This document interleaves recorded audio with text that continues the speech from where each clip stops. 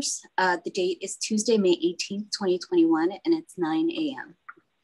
Roll call. President Ibarra. Here. Vice President Glazier. Present. Commissioner Hara. Here. Commissioner Ninberg. Here. Commissioner Woods Gray. Here. Fire Chief Terrazas. Present. And Deputy City Attorney Nguyen. Here. Thank you. You have a quorum. Thank you. Flag salute, a moment of silence. Ready, stand. Please put your right hand over your heart. Ready, begin. I pledge allegiance to the flag of the United States of America, to the republic, for which it stands, one nation, under God, indivisible, liberty, justice for all. Please join me in a moment of silence in honor of past and present members of the Los Angeles City Fire Department who have devoted their lives to the protection of our community. Thank you. Thank you. We start as always with commissioner comments. Great, thanks. So a couple of things. First thing is that I was hoping that we could learn more at the commission about the therapeutic transportation pilot program. I know that's something that's been in discussion for a while, and I think we don't know very much about it, but it sounds like something that would be good for the commission to be able to learn about. So I'd ask that be agendized even for a verbal report as soon as possible. Secondly, I have heard some troubling rumors of issues with timekeeping and overtime in general, but all related to the COVID deployment. So would be interested to get an update on where any kind of investigation came from that, if the department did any research into that. And the last thing is that I feel at this point that I need to flag the fact that we have not had an election for the past 4 years, which has been noted by the city attorney multiple times, most notably this morning in a letter. And so I asked Commissioner Ibarra to schedule the election as required by the charter. The fact that we haven't had a meeting in an election in so long, to me, is a dereliction of duty as board president and shows a bit of an authoritarian streak that suggests you believe in the democratic process only when it's convenient for you. So I would request that you direct the commission secretary now to agendize this election for the next June 1st meeting that we have, and that we have that meeting for and it not be canceled for any reason other than lack of a quorum. Thanks.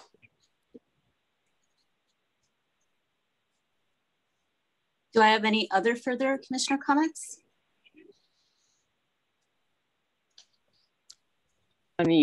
Good morning, Jimmy Woodsgray here.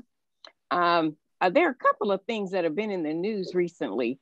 One was that the controller had 11 cases of fraud out of the fire department. And I don't know if that's an issue that the chief needs to close session for or how he would discuss it with the commission. But I was surprised to see that coming from the newspaper and from a report. And I personally had no idea, I don't know about other commissioners, about the fact that we had fraud investigations concerning fraud.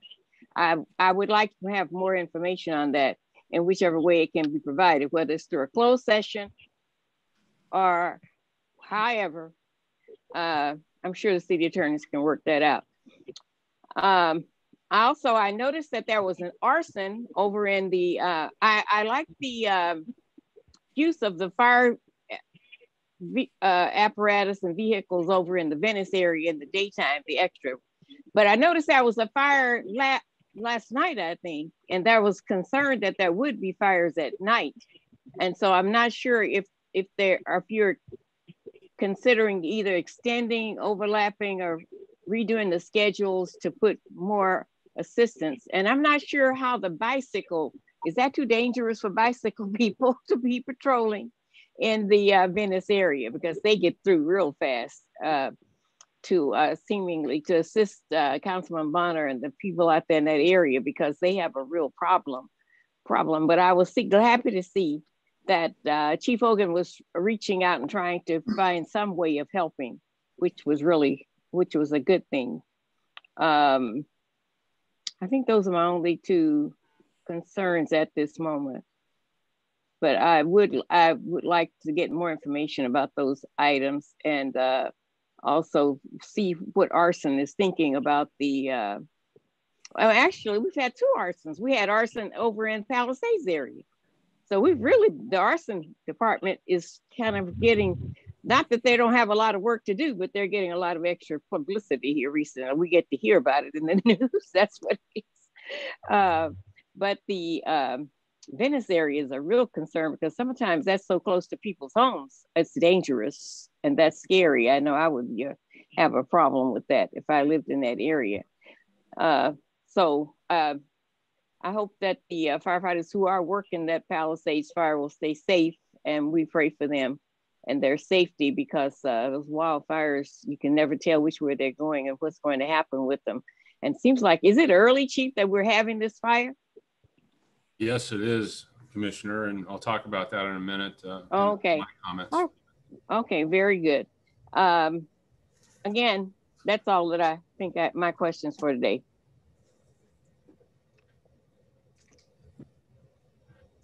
Hi, Do I have This is Commissioner. Oh, yes, go ahead, Dr. Hara. Okay, this is Commissioner Hara. It is still API Heritage Month. The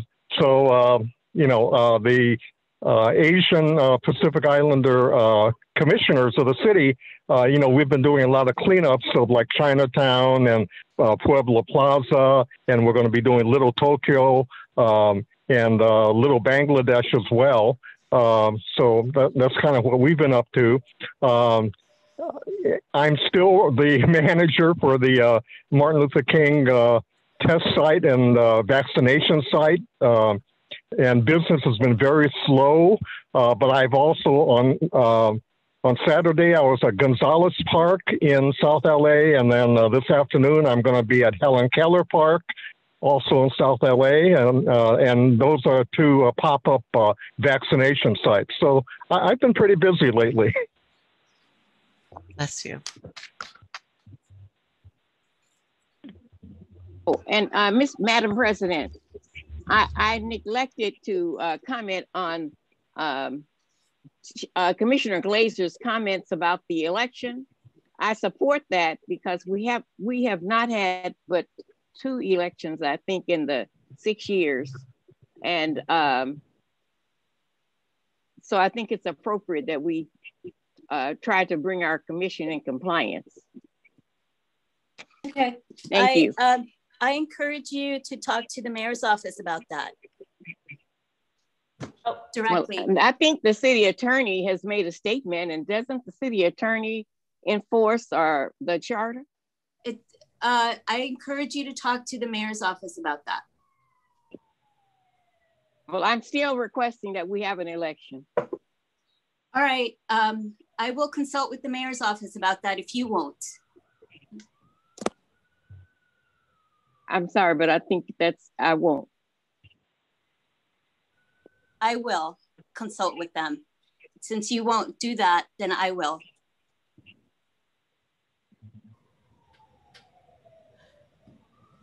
So, hi, good morning, everyone.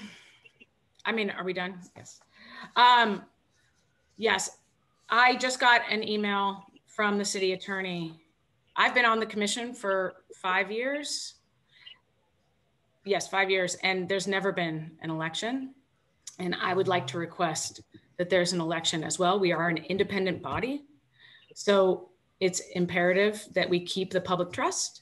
And I would like to direct the secretary to put that on the board agenda for the next meeting on June 1st, if possible. That would be great. And also that we don't cancel the meeting as well.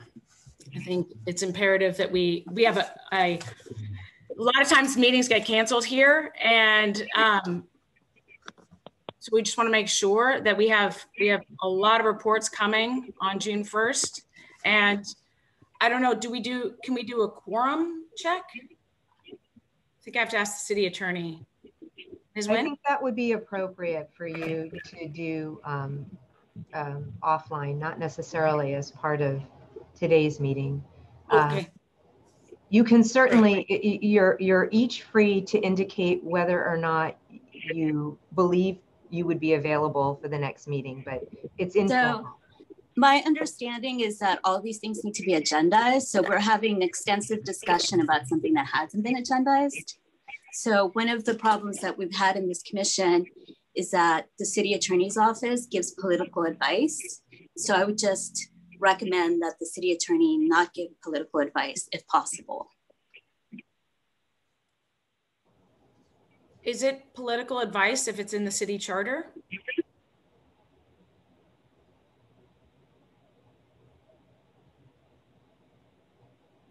We're having, ordinarily, the city attorney will tell us that we're having an extensive discussion about something that hasn't been agendized. I haven't heard that in this discussion, perhaps because there's a political reason for that. So, Madam President, I think I would disagree with you. I think you have commissioners who are simply making a request to have something agendized, which is normally part and parcel of their their commissioner comment period. I would agree with you that any further discussion about it would extend beyond the four corners of the agenda. But at this point, all I've heard is a request by 3 commissioners to have a matter agendized for the next meeting, and that would not extend beyond the scope of this item. So okay, so we've exhausted this item. Thank you.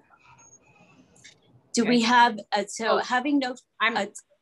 Oh, I'm still talking. Thank you so much, Madam President. So I don't know what the therapeutic transportation is. And yes, I would also second hearing that as well. And I also want to commend the department for the great work in response to the Palisades fire. I mean, the department is extraordinary when it comes to operations, and I just want to say thank you so much. Yes, agreed. Great work on that fire, really knocking that down.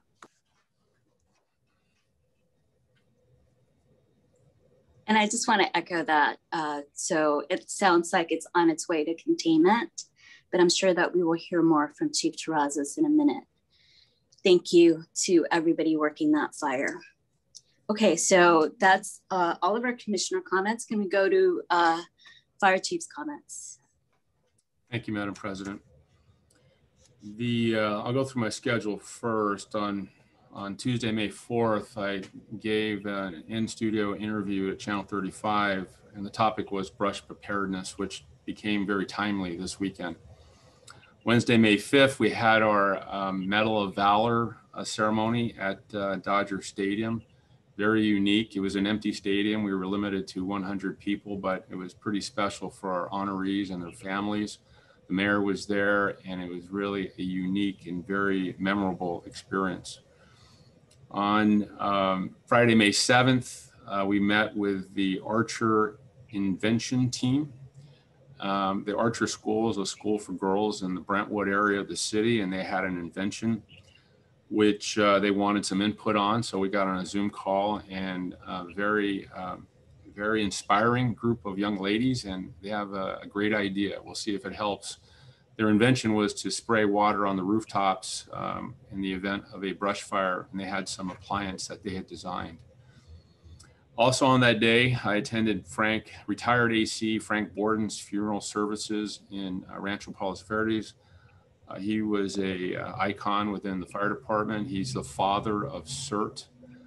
He also had a main role in the LAFD Historical Society, and he passed away unexpectedly earlier this month. On yesterday, May 17th, I joined Mayor Garcetti and Police Chief Mike Moore and several others in a press conference at Will Rogers State Beach. That's where our command post is for the Palisades fire. I spoke there, and I'll share with the group here that the fire to occur in May, when there is a marine layer and there was actually sprinkling, it was a light rain over the weekend, and have a fire of that size burn was extremely unusual. And we're looking at factoring in things like the age of the prior fire. Some areas of the fire in the Palisades fire have not burned for up to 75 years. We did work with LAPD, and the suspect that we believe was involved in setting that fire is under custody with LAPD. So we're happy that that occurred. Very proud of our firefighters. As of late yesterday, we're at 23% containment, and our acres are about 1,325 acres. Those numbers will go up today, but it is going in a positive manner. Some of the things that were mentioned previously on the therapeutic van, we will give you a verbal report. We're meeting with the Department of Mental Health on a weekly basis, and we are targeting June 7th to begin training of Department of Mental Health personnel. Regarding any audit or the controller complaints, they are auditing the COVID timekeeping. We've been working very collaboratively with them since day one. Preliminary information showed that our people are working 6 and 7 days a week, and we are contractually obligated to pay them the rate that we negotiate in their contract. Very happy that we were able to stand up a COVID division on the fly, and now we have several protocols in place to ensure accuracy of timekeeping. More than happy to give an update on that at the appropriate time and place, but the audit has not been completed as of this time. That concludes my report. Thank you. So much. Can we now consider the consent agenda items? Somebody want to move them? Sure, move to adopt items 3A through 3D, adopt the recommendations. Do I have a second? Jimmy Woods Gray, I second. Okay, so we have 2 seconds. Let's have a voice vote.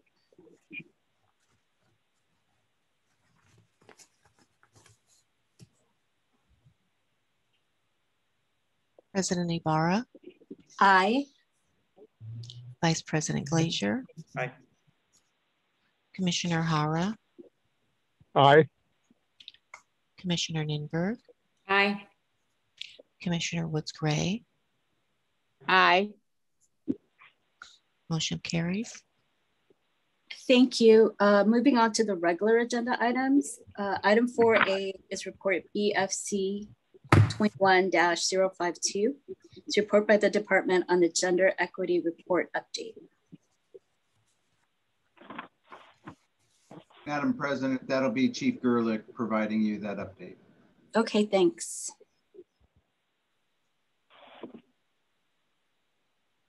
Chief Gerlich, do you need help turning on your video and your audio? Graham, do we know what number he's calling in from? Because I don't see his name. It's Stacy Gerlich. It's Chief Stacy Gerlich. Yeah, thank you. She's on right now and she's unmuted. Can you hear me? Yes, yes, we can hear you. But you can't see me, right? We cannot see you, no. My video's on, but I don't know why you can't see me. Yeah, we can't see you. It's up to you. You don't need to turn it on. Sorry, you can't see me. I look really good today. I know. I'm sure you do. You better turn it on. I'm having a really good hair day, but good morning, Madam President, Commissioners, Chief Terrazas, and all of our distinguished guests. I just want to preface this report by saying that this is specifically related to the gender equity report efforts within the training division, and the metrics that we have will be added to the future overall department gender equity report backs. And I also wanted to just also say that I know that the title of the report is a little bit misleading, but this report back is actually in response to Commissioner Nimberg's request, and it does not represent the full gender equity picture of the department at this time. And I'm going to give you just the highlights because it's relatively long. So the report back that Commissioner Nimberg was asking for, she wanted an overview of the department's LAFD Training Institute, the status of the organizational study, COSEP and OSEP training plan, work environment surveys, and the 2021 training plans and attrition rates of recruits broken down by gender. So I'll start with the LAFD Training Institute and Public Service University Center. Just again, the highlights that the LAFD Training Institute is for the professional development of all ranks. And there are several areas that will cover and that it will offer. The Professional Development Center, or the PDC, that's going to reside at the Frank Hotchkin Memorial Training Center. And there will also be a website with the most up-to-date information and contacts. Within that center, there will be the Public Service University Center and the LAFD Training Institute. That's kind of the umbrella for that. The center will kind of be a hub for academic advisory services, online and on-campus classes. The LAFD Training Institute will be rank-specific classes in an organized and transparent manner that's similar to our Wildland Task Book format. And because of the COVID, as with many other things that we are all aware of, there's been a great delay in hiring outside contract vendors that can provide some of the courses. But we are definitely right now in the process of a request for proposal, and that is something that will be forthcoming. The organizational and training assessment study, again, challenges as we know because of COVID, but there has been approval for funding, a funding source. And that is, once the contract is approved by Chief Terrazas in the mayor's office, then training will begin to coordinate the timeline of the events for the calendar year 2021. The COSEP and OSEP training plan, there are numerous things in the works. Just a few examples, there's a 4-hour class that will be delivered on the ABC platoons. June will have brush training, August will have a high rise, November will be swiftwater and behavioral health. The recruit services section, the work environment surveys, in addition to the behavioral health surveys that were discussed in previous reports, the recruit services section is going to be reaching out to our union, UFLAC, and discussing bringing back probationary firefighter surveys. Attrition rates of the recruits broken down by gender. For the class 20-1 that began the academy in December of 2020, these are the breakdowns. There were 46 recruits that started the academy. 7 of them were females. 5 of the 7 were reassigned, so they were from previous classes.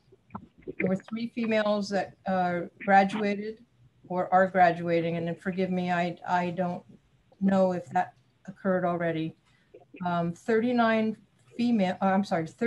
males started, 8 of those were reassigned, and there was a total of 28 that graduated. And 7 of those were all reassigned. So that was kind of the breakdown there. And that's the end of my report. Thank you. I'm sure we have questions. Thank you, Chief, so much.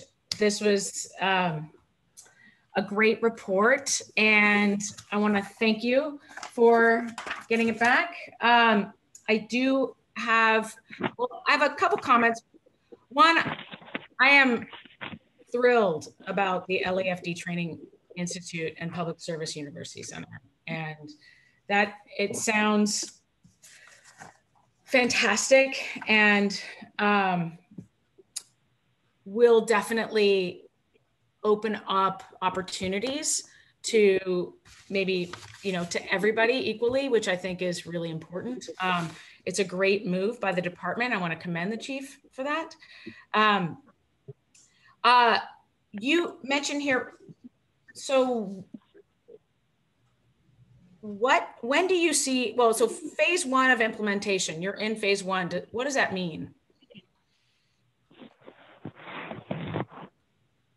So it's, Commissioner Nimberg, I'm just going to be really transparent here. Okay. So, most of this information is out of the Training Institute out of Frank Hodgkin. Okay. So, many of the questions that you might have for me, I am not going to just go off the cuff and say something that I really don't know. I would rather just say to you that I can jot down the questions, or we can have somebody record the questions, and then I can make sure that we get them to the appropriate person and get you the appropriate answers for you, rather than to sit here and try to guess. 100%. I do see that Chief Gutierrez is on as well. So, I mean, I think, just if that's easy enough so that we don't have to have a long, email back and forth. It might be easier if Chief Gutierrez do you have the ability to speak to it? Yes. Thank you. Thank you. Good morning, Madam President, Commissioners, Chief Terrazas, City Attorney. Yeah, specifically, first of all, I want to echo your comments. I think it's the idea to have both the LAFD Training Institute along with the PSU is tremendous. I think that's a great opportunity. And I agree with you. What it does, it provides really access to all members and really opens up opportunities and those seeking higher levels of education and prep for all promotional process. So really delighted. I can't take credit for it. Obviously, my predecessor, Chief Rideout, along with Chief Isong, and all the work they're continuing to do. But specifically to your question in phase 1, phase 1 is really for outlining everything that goes into it. There has been, some setbacks due to COVID on a lot of the areas. However, we just had a meeting just as yesterday afternoon, specifically to where we're going with professional development, specific to the Training Institute, along with all the other programs that are going on. There has been an RFP that has been actually carved out, crafted more recently, moving forward. And this will allow us to go out for proposal and contracting so we get certified subject matter experts in delivery of the courses that we identify that are needed. And I think that specifically is very, very important because, again, it creates that transparency and consistency in training and opportunity. So again, specifically to phase 1 is really the planning phase. A lot of the work has been done. Now moving forward with the getting a contract in place, request for proposal, identifying a vendor that can be consistently looked upon to deliverables. And then we're still looking at other things in and around that. Again, I'm excited about it, something that I truly believe in. And I think, again, it's a department will benefit in now, currently, but more importantly in the future, specifically. Hope that answers your question. Absolutely answers my question. Thank you. I know, yeah, when I read this, it really is, a fantastic move. And like I said, I'm just thrilled to see that it's beginning, that you've got the RFP. Do you have, when do you see full implementation of both programs? Again, I really would say when we get the RFP completed and we identify a contractor, because again, in order to have consistency and deliverables on things, we have to have it through an outside third-party contracted piece. Now, what we're trying to do with that is actually cause almost a blend. So I'll just give you an example, kind of a hypothetical. Let's say there's a course that's identified like through the state fire marshal training or contact through another university. What we're doing is we're looking at that curriculum and we're going to set it up such that it meets the state requirement or the outside college requirement, but we're also able to bring in specifics to our department, the specific areas that we do uniquely as opposed to some other municipalities and such not. So we're really, in that sense, we're allowing it twofold, right? We're really, educating and training our members in line with the state or the education requirements by the universities. We're also giving that really, tangible, needed information and knowledge that's specific to our department to help them grow. So that's why it's taken a little bit more, so we can identify what vendors are out there that we can kind of partner with to do that, and then put it out for transparency through an RFP. So I think that's our biggest thing we're working on now.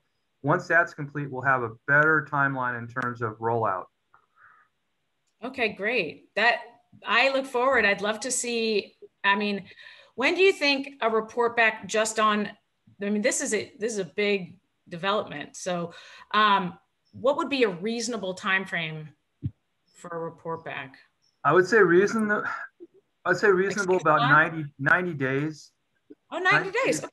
Yeah, and it may, and I don't want to, that's pushing it. How about let's just say, just because I know it's going to take a while for RFPs and come back. Okay, how about 90 days? Let's do 90 days. And what I'd like to do in the 90 days is at least just report back where we're at in status. I love it.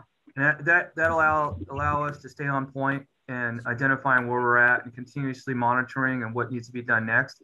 And maybe even the commission can give some suggestions to assist us as well. So I think 90 days is fair. Not that we'll accomplish all the things we want. We'll be very aggressive and assertive on it, but we can at least provide the updates as needed. I appreciate it. I think this is great, and it's a great move forward. Thank you so much for your work. Absolutely. You're welcome. All right. Excellent.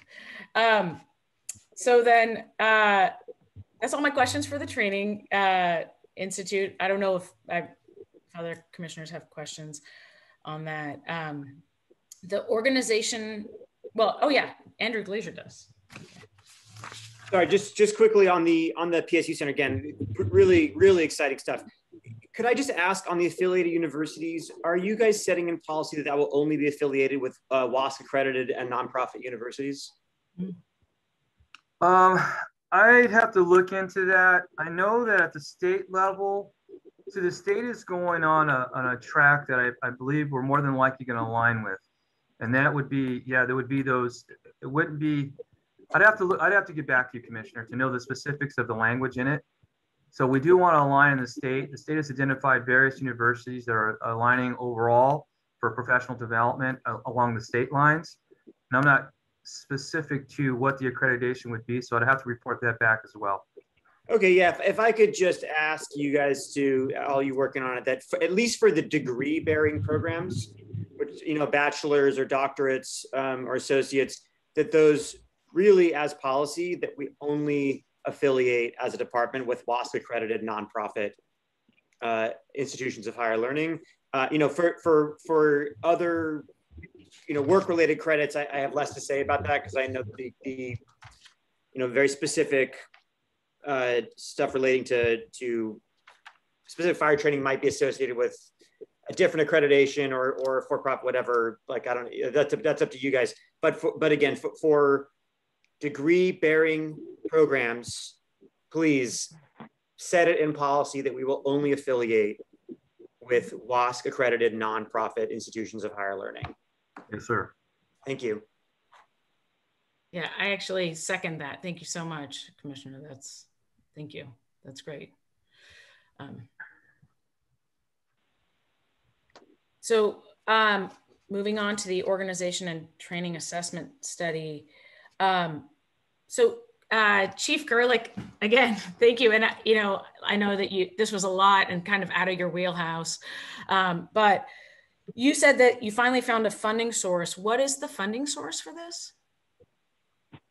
Because I only say that because we voted on it in 2018, and then it passed in 2019, the budget. So, I know that there was like issues, it got washed. And so what is the funding source? So Commissioner Nimberg, I don't know if Chief Gutierrez is better, at that. I mean, he obviously has the institutional knowledge with the program, so Hey, Chief, This is a fire chief. I can weigh in on that. Commissioner Ninberg, you're accurate. We did have the money in the budget, which was swept during COVID. And then we started looking for alternative sources of revenue to pay for that, or funds. And we went to the, we checked with our foundation. The answer was no. We went to the Innovation Commission. The answer was no. And then we looked at our vet funds.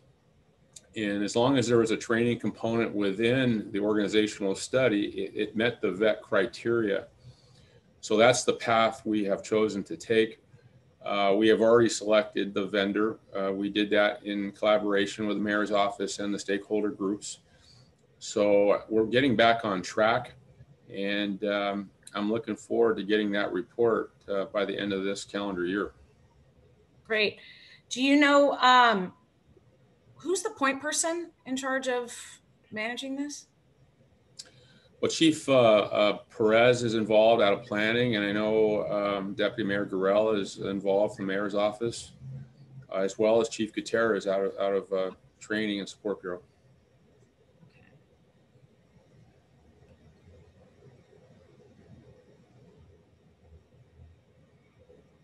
Is this the program that I was going to be a liaison to? I don't recall. Yeah. Yes, you were. Okay. Well, it wasn't the program, it was was it the selection maybe? No, I couldn't be involved in the selection. It was only in the after the committee once started, but I never heard more back from, so now I know the money, something happened along the way, but I wasn't selected. There were complications in me being a part of the selection of a vendor, which they did select one, but I guess now they're starting over. Yeah, I believe you're correct, Commissioner Woods-Gray. The focus group that we're utilizing is our labor management work environment group, and which consists of all our stakeholder groups, including UFLAC and the COA. So we're using an existing group to move forward with the Deloitte organizational study, and you are correct, and you are the liaison to that effort. Have you been meeting? We have not. We just recently, within the last month, determined that vet funds would work. And when we made that decision, we had people look at that and agree with us. And now we're on track again. Excellent. We have met, we did meet with the labor management work group last week, just to give an update on this project and a few others. Excellent. Do you have because it's an organizational study and training assessment, do you have is there a plan to report back to the commission regularly? Has that been established? I don't think we've established that, but we're happy to report back on our progress at regular intervals. Great, excellent. So like quarterly, every 30 days or 90 days? That sounds fine. We'll let you know where we're at in 90 days. Hopefully we've made some significant progress by then. Yeah, no, that would be fantastic. And also, do you have the gender and racial makeup of the stakeholder group board, or is it the assessment board? I don't know. You said there's a group. What do you call it? Well, it's our labor management work environment work group, and they are members that represent all our stakeholders, the Centurions, Los Bomberos, the Women of the Fire Service, UFLAC, COA. And we don't direct them to send anybody in particular. I've asked for a representation. It's up to them to send whoever they would like. Right. Do you have actually, like, maybe when you report back in 90 days that you can just specify, you know, okay, this is the labor management, this is the makeup of the labor management by race and gender? Would be great. We can do that. Awesome. Thank you so much. Thank you.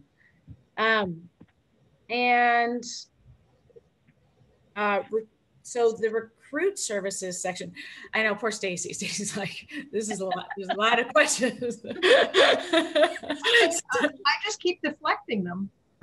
I mean, yes, exactly.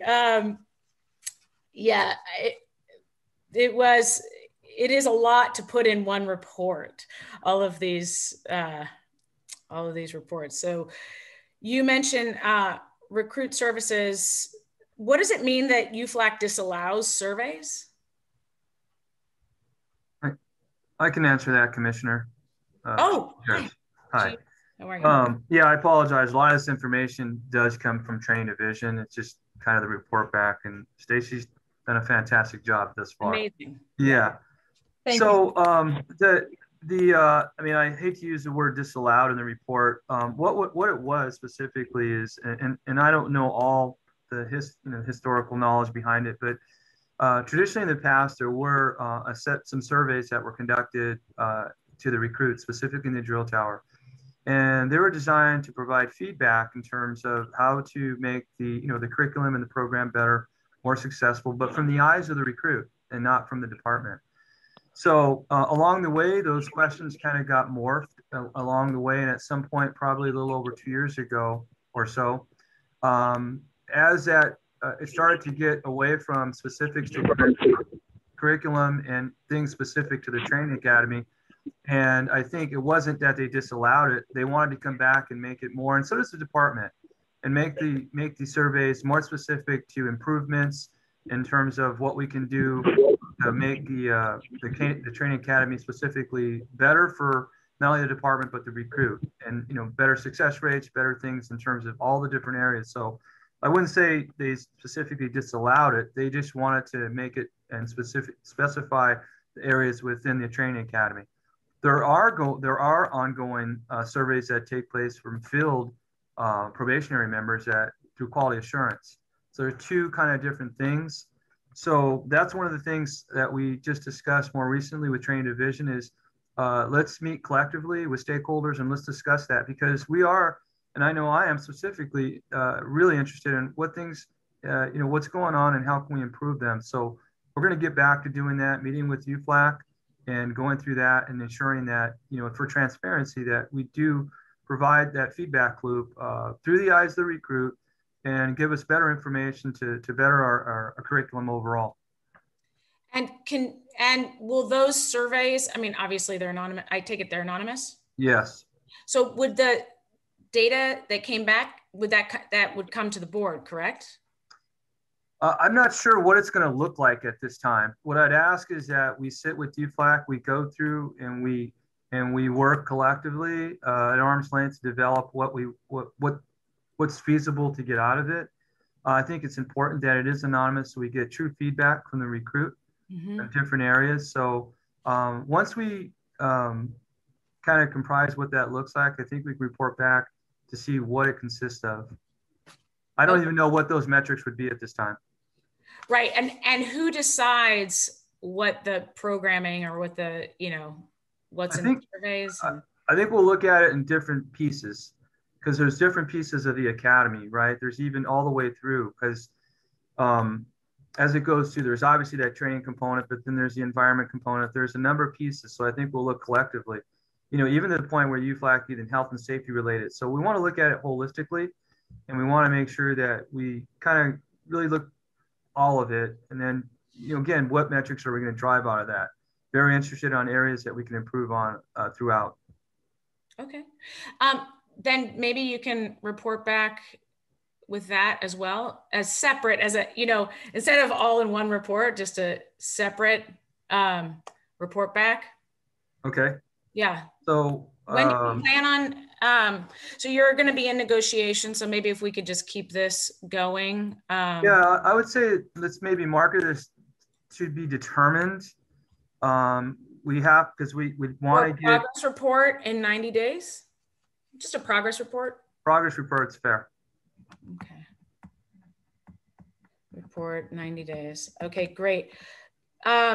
Because I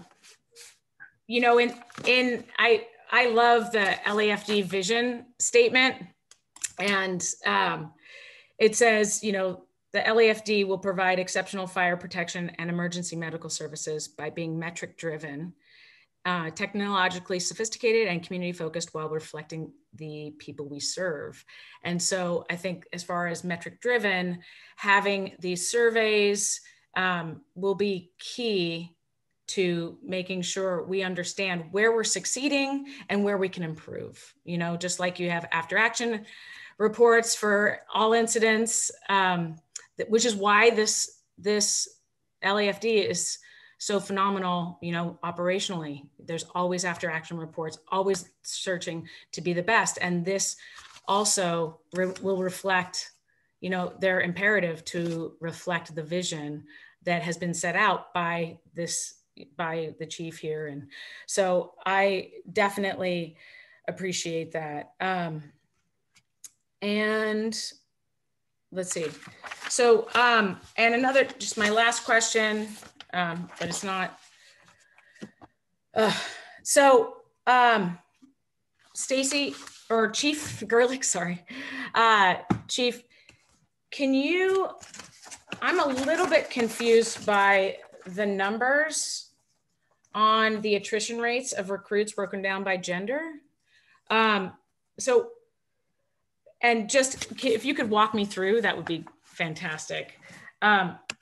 46 recruits started the academy, 7 were female, and 5 came that were reassigned from before? That's correct. Oh, okay. So, all right, Chief Gutierrez. Yes. Perfect. That's correct. Okay.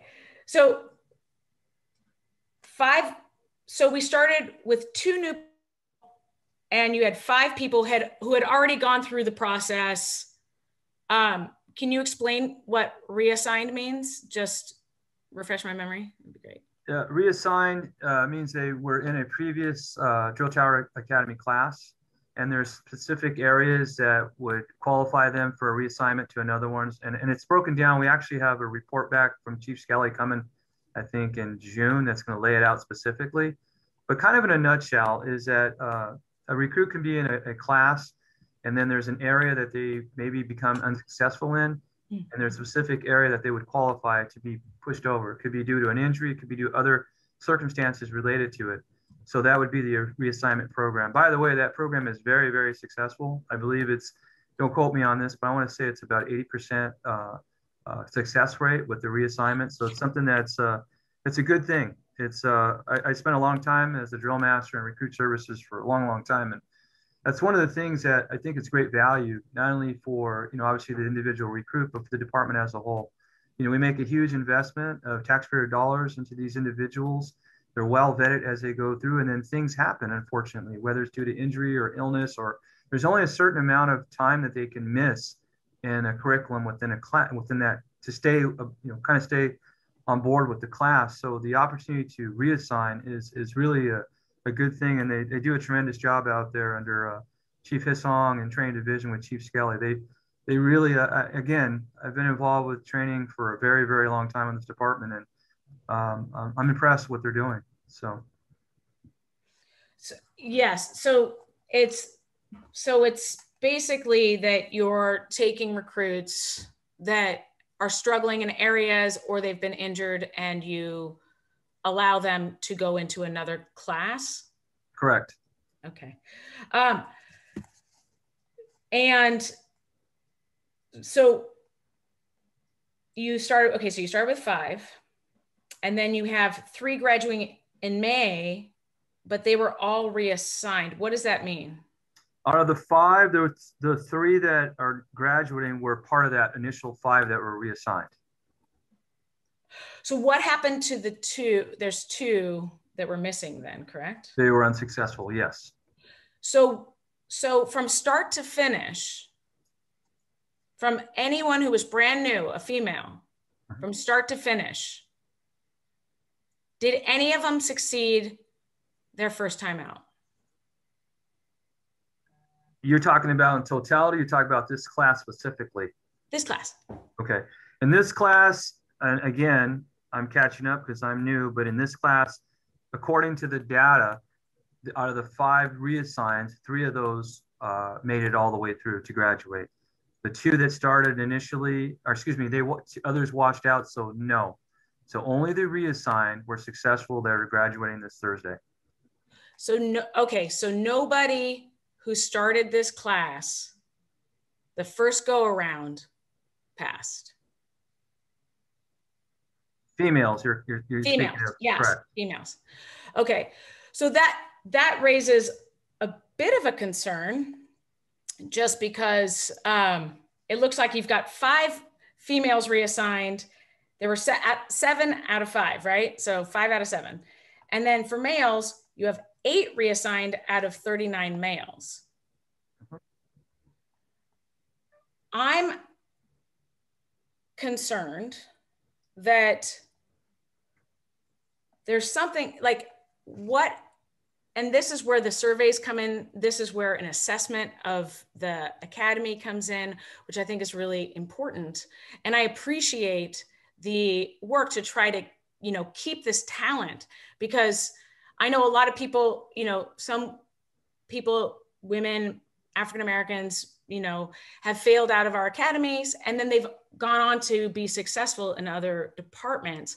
I want to make sure that the investment that we're putting in, because what does it cost to put, because I mean, first off, it's grueling, right? It's a grueling process. Right. It takes how long to go through the process, and what's involved in it? The process beginning to end, I don't know specifically. It's a long time. And it's, you know, it's a long time for anyone that's gone through it, male or female, from start to finish. Right. From the times of preparing themselves to even become a firefighter, not just with our department, with any department. So, you know, the department is concerned about the drill tower curriculum all the time, you know, for consistency, standardization. It is a difficult academy. Any academy is. It's you know, I much think about it. You know, I went through the military, and, you know, it's changed over the years, but it's extremely difficult. You have to be not only physically prepared, but mentally prepared throughout. And it's a difficult for all of us. So we share your concerns in terms of, you know, the success rates. We also, all of us that wear a badge share a concern of the delivery and this, you know, the consistency, the standardization, the equitability, all of it, ensuring the standard is such that it meets, you know, one of the things that we've been talking about is how great the fire department's doing, like on the brush fires that we just mentioned, and an exceptional level of service. You know, all of us are concerned about that, me specifically, on what goes on in the academy. So the metrics that you're seeing are the metrics. We will be looking at surveys. We're looking for continuous improvement in everything we do. Specifically, I couldn't, you know, tell you specifically what without knowing the specifics of the individual, you know, why they were unsuccessful or not, but these are just the metrics from that. Right. So maybe I think that might be important to, and we can bring this up at the, you know, the next meeting on the 1st of June. I think it'll be important to start looking, because it looks like just top level, there's a negative effect, right, on disproportionately to a minority group. And so, and I think that Chief Skelly will be bringing that on the 1st, which I look forward to that as well. I'm also looking at the overall numbers, and you have 46 recruits who started in this academy, and there's 28 graduating. There's 31 graduating. Okay, so 31. Now, does 46 includes the reassigns, correct? Correct. Correct. Okay, so that's a mistake. In the report, it's 31. Well, no. Yeah, I believe that's a mistake. When you said the bottom 28 graduating, there's 31. It's 28 and, or excuse me. Yeah, it's 31. It's 31. So it's not correct. Yeah, that's an oversight. Yes. Okay, so 28 would be based in something else. Okay, so but that's a 33% attrition rate, which is not insignificant. What are your, I know you're new to this position too. What are the actions, programs you're looking at to improve that? Actually, we're looking at all of it. You know, I can't say specifically one thing. Traditionally, the academy's it's in that 20 to 30 range percentile of success rate. I think it's going to bear out over the years. I would really, as we look in Skelly's presentation, where he lays out the reassignment program, and that'll specifically lay out more like metrics and what that looks like. But I would say when we look at the training academy and we look at all of it, I mean, we're not just looking at the training academy, we're looking at even the recruitment efforts, everything we do. Right. You know, how can we improve? Because again, human capital is our number one thing. Mm-hmm. So we're looking, like we just mentioned, the PSU and the LA Leadership Training Institute, things like that. We're trying to really put the investment in our human capital, you know, where it counts. And that's from beginning to end. Recruitment efforts on through the retention efforts of keeping, you know, probationaries and current members, promoting people, and then really the training academy specifically, what areas can we look at to improve on for better success? I can't say one thing specifically because we're looking at all of it. So, and it's not, and by the way, when I say that, there's some things that are just, are going to be that, I mean, you still need water to put out a fire. So some things aren't necessary that they need to be changed, but maybe some modalities or some methodologies. So we're looking at all of it with overall fairness and equitability across the board in everything we do.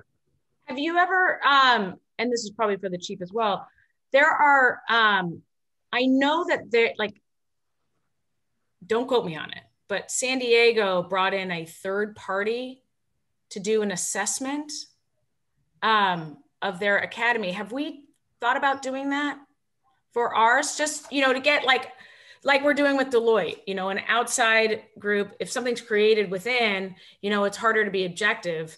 Is that something that you thought about?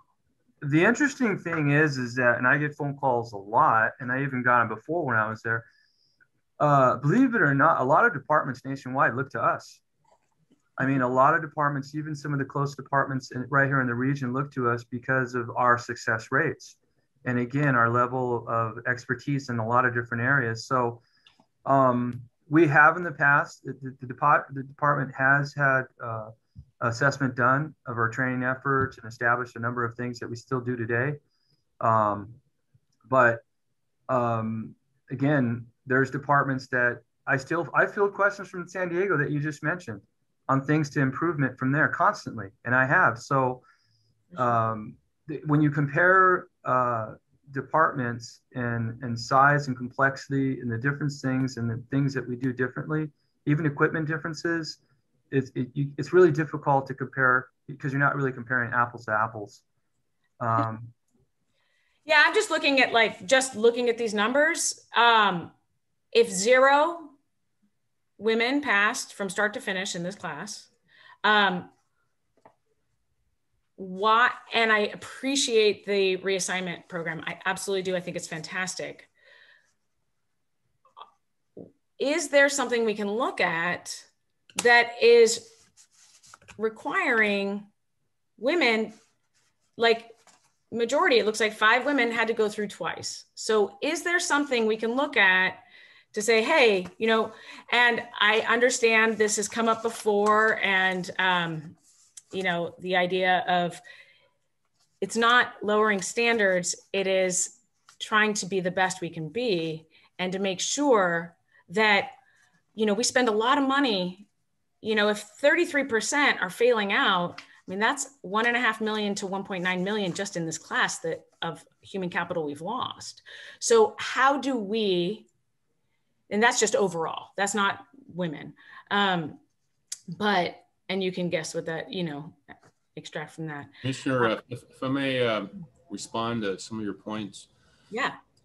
This class is 33%, but I think this is not indicative of the overall program. Our overall pass rate or attrition rate is around 20 to 25%. So this is a little bit higher than the norm. I would anticipate that looking at the total number, you'll see a number that's closer to in the middle of that range, 20 to 25%. We have had audits done in the past on our training academy, And like Chief Gutierrez said, some of the recommendations were implemented, and we still do today. We have been very successful in terms of percentage of females on our department as compared to other large departments. We're at 3.6%. LA County is at 1.5. New York is at 0.5. We'll never stop trying to get better. And I think the questions that you're asking are the right ones. And those are the ones we ask ourselves. How do we do better? I think the biggest element that helps our people, our new people, is the CAPS program. You know, that's where they are introduced to tools and equipment, and they also can start their physical fitness training. You know, the average person can't be a firefighter. They need a high level of fitness. They need a high level of dedication. And the CAPS has proven to be very successful. In fact, this class graduating, I think many of them, most of the class, most of the graduates attended at least one or more sessions of CAPS. So I think that's where we have to really put our emphasis in the CAPS program. And that's what we'll continue to do. And we'll continue to strive to get better every time. Yes, no, and I appreciate that. I think that this is also kind of pesky from pre-COVID as well. I know that the CAPS program is fantastic. And there's been a lot of programs implemented that are improving. I just look at this number that comes back and it's 0%. And what exactly are we doing to, you know, yes, that's for prep, and that puts the onus on the person applying. And I get that, right? Like nobody, you know, not everybody's going to be a firefighter. This is a difficult job. Mm-hmm. And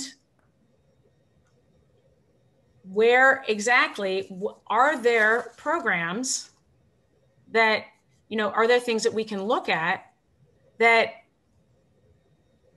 maybe don't reflect what's going on in the field, or a test or evolution? Are there tricks? Are there ways to manipulate? Like various things, because not everybody's the same size, right? Not everybody, you know, like how you're gonna, you know, a 6-foot person is gonna lift a ladder is very different from a 5'4" mm-hmm. person. So very different techniques. Are we just looking at those types of things? What are we doing really to kind of find out what exactly, why are we requiring, basically, just in this class, just use this class, the women have to go through twice?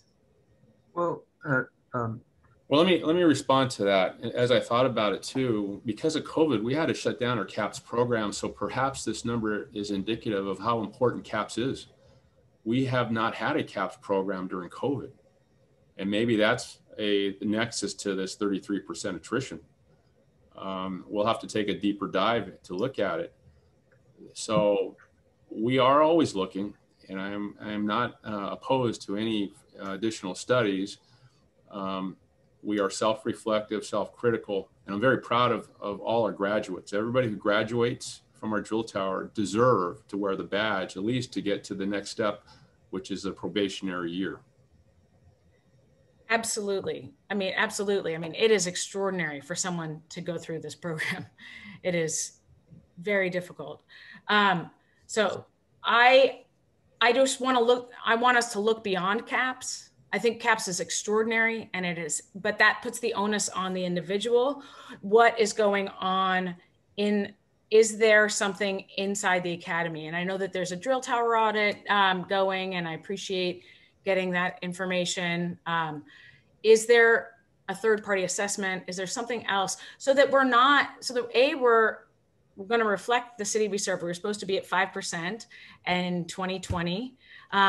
We unfortunately missed the mark, and I want to help. I'm here to help and try to make sure that your goal, the mayor's goal, is achieved. And so when I see these numbers, I just want to make sure that, hey, have we looked at this?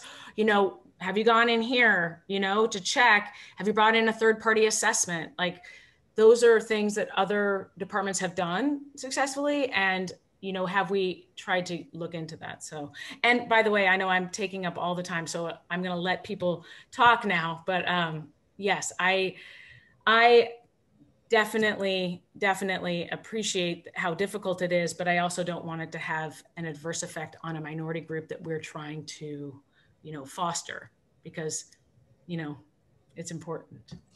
I concur with your perspective, Commissioner. I don't want to have a disproportionate effect on anybody. The 5% goal remains the goal. Next fiscal year, at the end of next fiscal year, I anticipate we'll be over 4% of female. And that will continue to drive us to meet that 5%. And we won't stop. We'll always continue to add more, try to add more.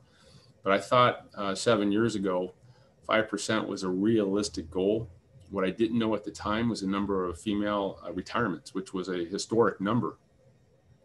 But that's not an excuse. We still are going to push forward and find the most capable women and men to become firefighters for our fire department, who I truly believe, as evidenced recently, and I say it all the time and I truly mean it, we're the greatest fire department on the world. Brush fires, COVID, earthquakes, structure fires, whatever the case may be, we are self-critical. We always strive to do better, and we will do better in this area as well. Okay, thank you. Thanks, Chief. Couple of quick things. The military came up. I just as a matter of comparison, even Army Ranger School graduates, 19% of their graduates who are women. And I don't think our academy is harder than Ranger School.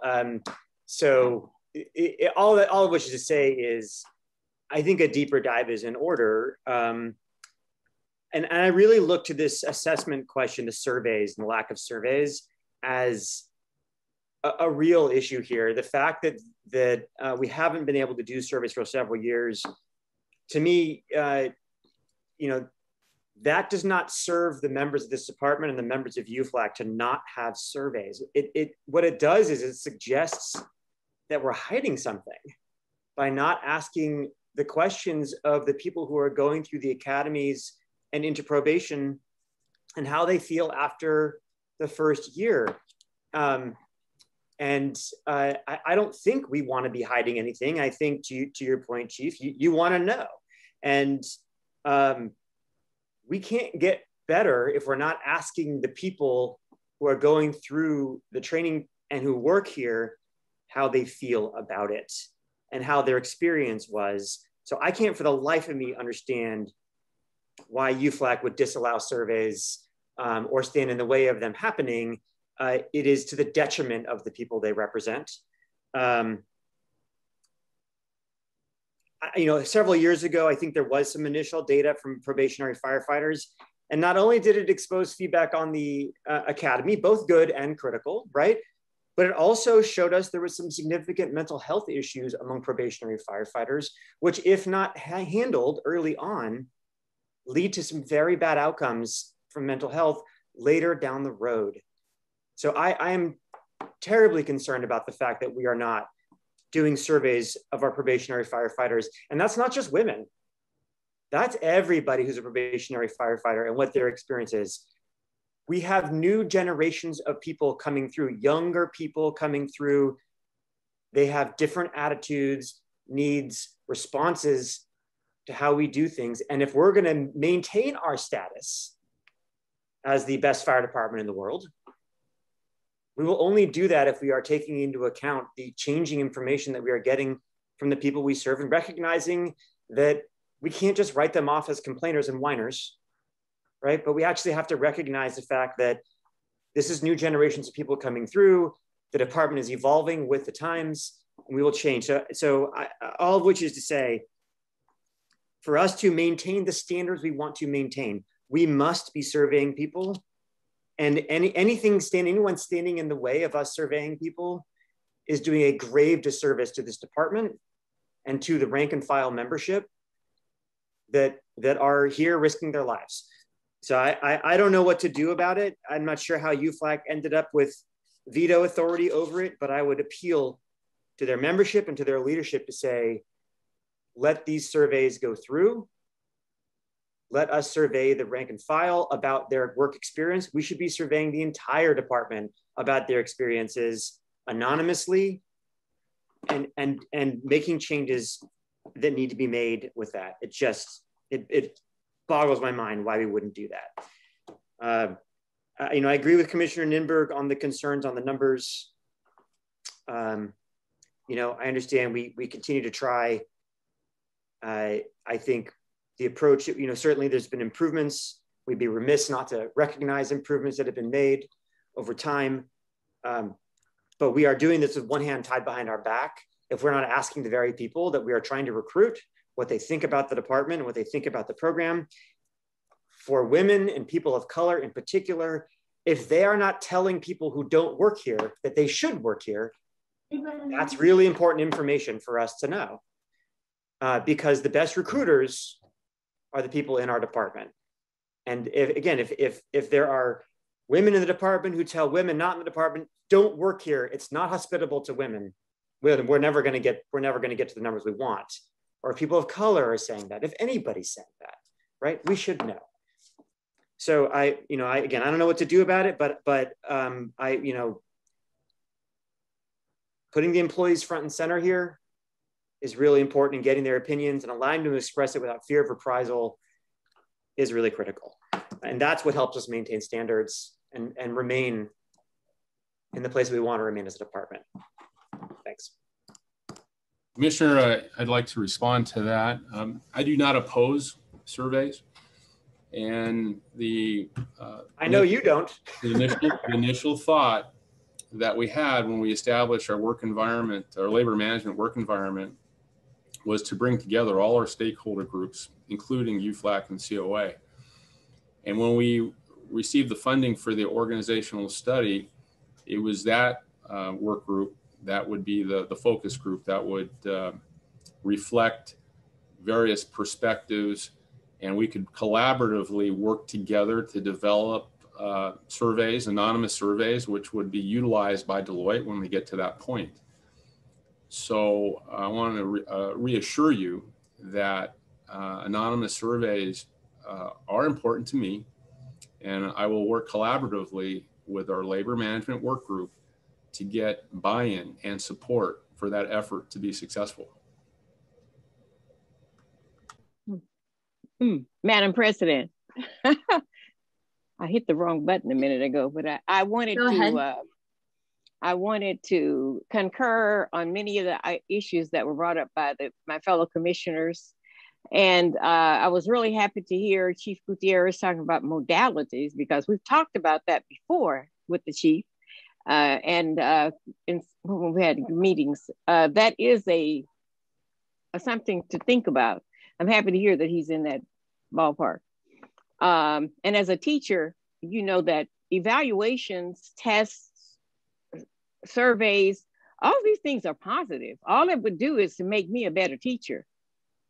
So that's what we hope that will happen with any survey or evaluation or whatever that comes out of the fire department. Will be the same thing. It will make the person a better person, because I take it from an old African proverb: if the student hasn't learned, I haven't taught. So that's why surveys and tests are really important to me. And I think that they should never be looked upon as a negative thing, because they're very positive. It really helps to move us to the next step. That's why we do far too many tests in our schools. We don't need as many in the fire department, but we do need some evaluations and surveys of some kind. So I concur with that. And it has been mentioned to me before that African-American firefighter women, females, have never passed unless they've been reassigned a second time to come through. I don't know how true that is. I've never really looked at it to see the hard data, but hopefully when Chief Scally comes with the information again, he will break it down for us ethnically so that we get to see both gender and ethnicity on who is doing what. Because I actually realize that I think that the reassignment program is a great program, because it really goes along with teaching styles and learning styles. So I really like that idea as a educator. And so I'm just happy to see that we're looking at this, that we're going to consider it, that we're bringing back the other program that we had to terminate shortly, temporarily, and that we'll be looking at the whole department somewhere in the future. Because I think it's only good for us to know who we are and where we are and what we're doing and what we're about. That's just makes us all a better group. And I think that includes me as a part of the commission. I include myself. I call the department my department. These are my people. Well, I want to be a part of it. I want to be with my people, and I want to know what my people are doing. And and so I really have been just taken ownership of this group. And I feel very seriously and deeply, and have met so many wonderful, wonderful people in the field who are doing wonderful, wonderful jobs. But we need to talk to everybody to get everybody's opinion. And there are lots of opinions out there that could help, because we have so many people in this department who have so many valuable ideas. It's not just a few people that sit around the horseshoe that are either have the gold badges. There are lots of people who could help.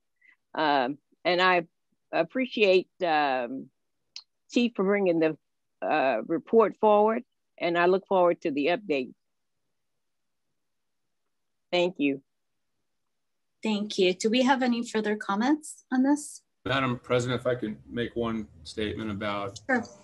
I just want to acknowledge that the leadership of this board has caused us and pushed us, and rightfully so, in a lot of areas. But one of the areas I'm most proud of is our diversity. We're a much more diverse department than we were 7 years ago. We've increased our diversity across the board. And we are a standard that the rest of the country looks at, like Chief Gutierrez mentioned earlier. And it doesn't happen by accident. It takes dedicated, focused effort. And we'll continue that. And that's what I believe will come out of this organizational study, which will include anonymous surveys. So thank you. I want to publicly thank the board for your leadership in the diversity issue. Okay, thank you. Leticia, I'm getting some notifications that people don't know how to submit public comment if they're on the call. Can you make that announcement, and then we'll take public comment? Because we forgot to do that at the beginning of the meeting. I don't know how people are supposed to make public comment. Leticia, are you on? You're muted. It's the same as it's been before, which is if you want to give public comment on this item, press star 9 to raise your hand. You will be called on by board staff who may refer to you with the last 3 digits of the number you are calling from. When unmuted by staff, press star 6 to unmute, and please state your name. So let me check now for raised hands. President Ibarra. I have phone numbers, but no raised hands. And sometimes there's a little delay. Oh, here, they're coming in now. One moment, please. Phone number ending in 745. I'm asking you to unmute.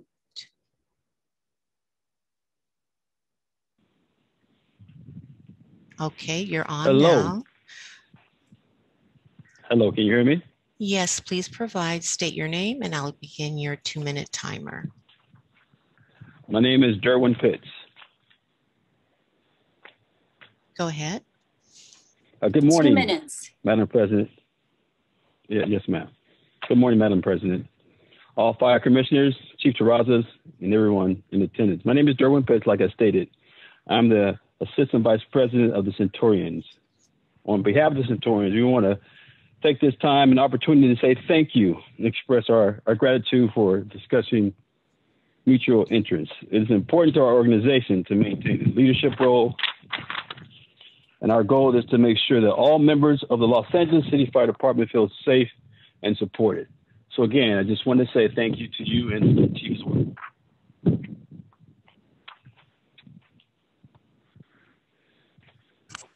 comments, are your comments complete, sir? My comments are complete. Thank you so much. Next You're welcome. in line, thank you, sir. Next in line is I'm requesting to unmute, number ending in 105.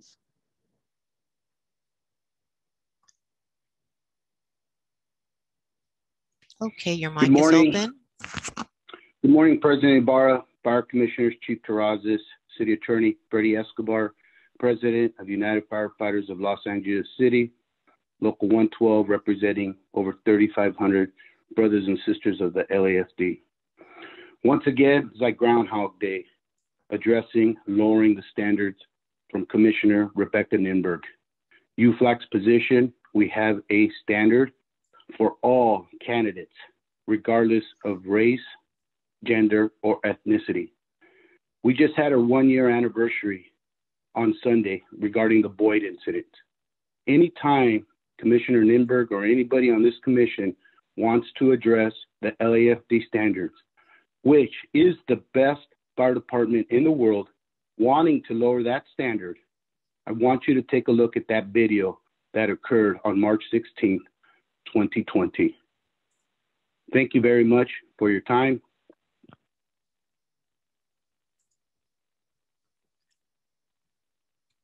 Thank you. We have another one? Yes. Okay. I've asked to unmute.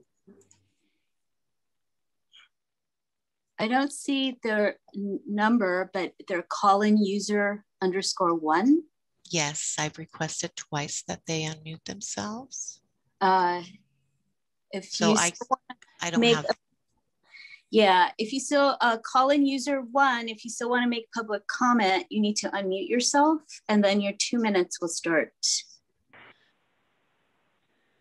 Oh, your mic is open now. Thank you. Go ahead and state your name, and I'll begin your 2 minutes.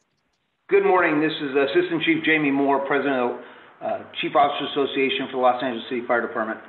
Good morning, President Ibarra. Good morning, Commissioners, Chief Terrazas. On behalf of the Chief Officers Association, I'd like to thank you for having this discussion. But I really want to emphasize what President Escobar just mentioned. I recently returned from the National Fire Academy, and I can tell you on a national level that the Los Angeles Fire Department sets the bar in the fire service. Recently, I had an overtime day at Fire Station 3 and had an opportunity to sit with a young lady who was testing for an engineer, and I asked her what her experience has been like, and she told me about the process, what she did to get on this fire department. And those are the type of people we want on this fire department. I have to commend Chief Terrazas and our administration for the recruitment efforts and where they're going out to find our candidates. This young lady happened to be a lifeguard for 9 years before she ever made the first application to the Los Angeles Fire Department. Our drill tower may not be easy, and unfortunately it may take certain individuals, both men, women, various races, more than once to pass our drill tower. But I can tell you, and you'll see this Thursday at graduation day, the people who stand before you and take pride in wearing the LAFD badge have worked hard to earn that badge. And they go out in that fire ground and they risk their lives for the people of Los Angeles.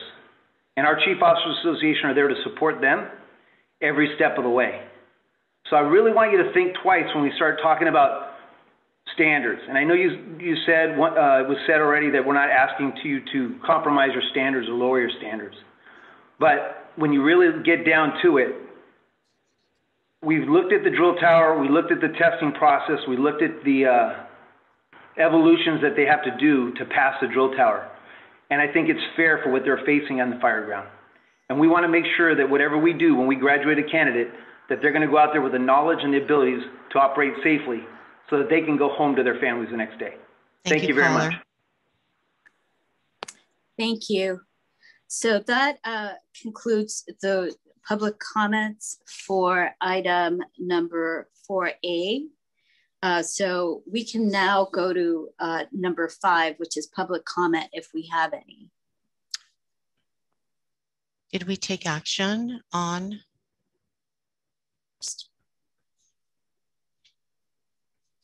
It's a receive and file. Move to receive and file item, let's see, this is 4A. A second. Jimmy was right.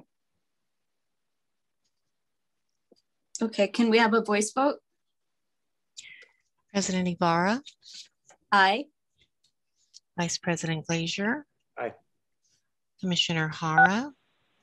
Aye. Commissioner Ninberg? Aye. Commissioner Woods Gray?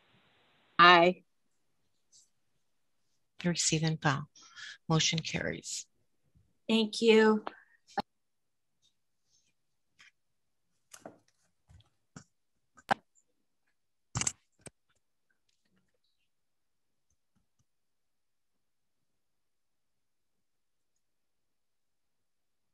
Okay, so if we don't, then we can, if